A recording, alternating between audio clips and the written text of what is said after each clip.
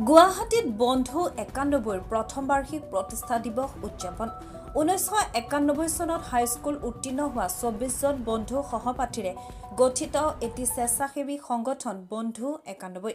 2024 চনৰ আজিৰ 25 মাৰ্চত জন্ম লাভ কৰা বন্ধু 91 আজি প্ৰথম বাৰ্ষিক প্ৰতিষ্ঠা দিৱস গুৱাহাটীৰ পল্টন বজাৰস্থিত শ্ৰীমন্ত শংকৰ কৃষ্টি বিকাশ সমিতিৰ শংকৰ মাধৱ প্ৰেক্ষাগৃহত এদিনীয়া কাৰ্যসূচীৰে অনুষ্ঠিত হয় প্ৰথম বাৰ্ষিক অনুষ্ঠান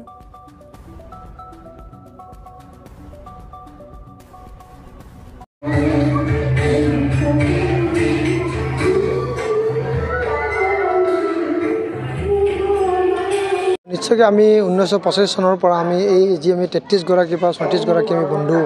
আমি একেলগে পঢ়া আমি কৰিছিলোঁ আৰু 1991 চনত সকলোৱে আমি হাইস্কুল শিক্ষান্ত পৰীক্ষাত আমি অৱতীৰ্ণ হৈছিলোঁ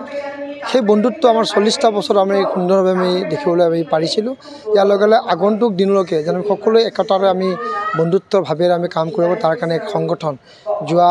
2024 চনৰ 25 মাৰ্চৰ দিনাখন ফাকুৱাৰ দিনাখন আমি জন্ম দিছিলোঁ বন্ধু 91 এই বন্ধু 91ৰে বিগত বছৰ আমি বিভিন্ন ধৰণৰ আমাৰ শিক্ষাগুৰুসকলকে হওক বা প্ৰাক্তন ছাত্ৰসকলকে হওক বিভিন্ন ধৰণৰ সহায় সহযোগ সম্বৰ্ধনাৰে বৃক্ষৰোপণৰে আমি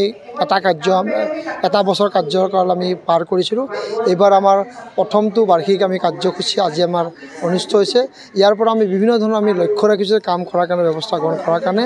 এতিয়া আমাৰ চিন্তা চৰ্চা কৰিছোঁ যে আমি যেনেকৈ বহুতে ছুপাৰ 60 ছুপাৰ 40 ছুপাৰ 50 কৰিছে তেনেধৰণে আমাৰ বন্ধু 91ৰ যোগে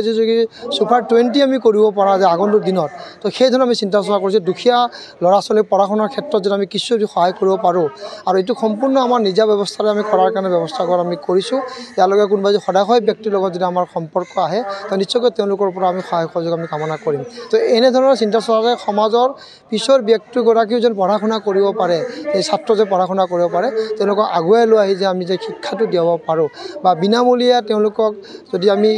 টিউশ্যনৰ ব্যৱস্থা কৰিব পাৰোঁ সেই ধৰণৰ ব্যৱস্থাৰে আমি এক চিন্তা চৰ্চাত আমি আগবাঢ়িছোঁ আগন্তুক দিনত আৰু বিভিন্ন ধৰণৰ সামাজিক কাম কৰাৰ কাৰণে উদ্দেশ্য আছে তো নিশ্চয়কৈ সেইখিনি কৰিব পাৰিলে